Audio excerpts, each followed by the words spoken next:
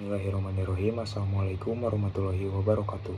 Perkenalkan, nama saya Arya Dwi Putra Soeri dengan 3 digit NPM terakhir saya yaitu 146. Di sini saya akan menjelaskan sejarah pesantren di Indonesia. Pesantren merupakan salah satu lembaga pendidikan Islam tertua di Indonesia yang memiliki peran penting dalam perkembangan pendidikan, sosial, dan keagamaan masyarakat Muslim di Nusantara. Dalam kajian sejarah pendidikan Islam, pesantren sering dipahami sebagai lembaga pendidikan tradisional yang tumbuh secara organik dari masyarakat dan dipimpin oleh seorang kiai sebagai figur sentral. Secara historis, pesantren tidak hanya berfungsi sebagai tempat pembelajaran agama, tetapi juga sebagai pusat transmisi nilai-nilai keislaman, budaya, dan bahkan perlawanan terhadap kolonialisme. Oleh karena itu, pesantren memiliki posisi strategis dalam sejarah perkembangan masyarakat Islam di Indonesia. Kemunculan pesantren di Indonesia berkaitan erat dengan proses islamisasi di Nusantara.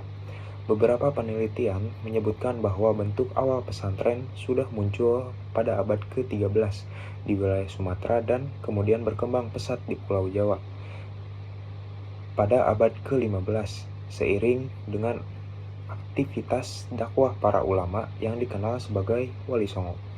Lembaga ini berkembang sebagai pusat pendidikan Islam yang tidak hanya mengajarkan ilmu keagamaan seperti fikih, tafsir, dan hadis, tetapi juga membentuk kader-kader ulama yang kemudian menyebarkan ajaran Islam ke berbagai daerah di Nusantara.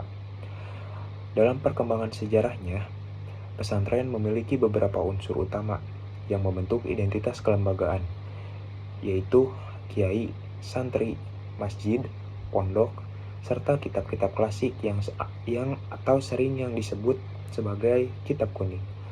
Unsur-unsur tersebut menjadi karakteristik yang membedakan pesantren dari lembaga pendidikan lainnya. Kiai memegang peranan penting sebagai pimpinan spiritual sekaligus pengajar utama dalam pesantren, sedangkan santri merupakan peserta didik yang tinggal dan belajar di lingkungan pesantren. Sistem pendidikan pesantren pada masa awal bersifat sangat sederhana dan lebih menekankan pada pembelajaran agama melalui metode pengajian seperti bandongan atau sorongan. Pada masa kolonial Belanda, pesantren juga memainkan peran penting dalam menjaga identitas keagamaan dan budaya masyarakat Muslim. Pesantren menjadi salah satu institusi yang relatif independen dari sistem pendidikan kolonial, sehingga mampu mempertahankan tradisi pendidikan Islam yang berbasis pada nilai-nilai lokal dan keislaman. Bahkan, dalam beberapa kasus, pesantren juga menjadi pusat gerakan sosial dan perlawanan terhadap penjajahan. Hal ini menunjukkan bahwa pesantren tidak hanya berfungsi sebagai lembaga pendidikan, tetapi juga institusi sosial yang memiliki pengaruh besar dalam kehidupan masyarakat. Memasuki masa modern, pesantren mengalami berbagai transformasi dan adaptasi terhadap perubahan sosial dan perkembangan sistem pendidikan nasional.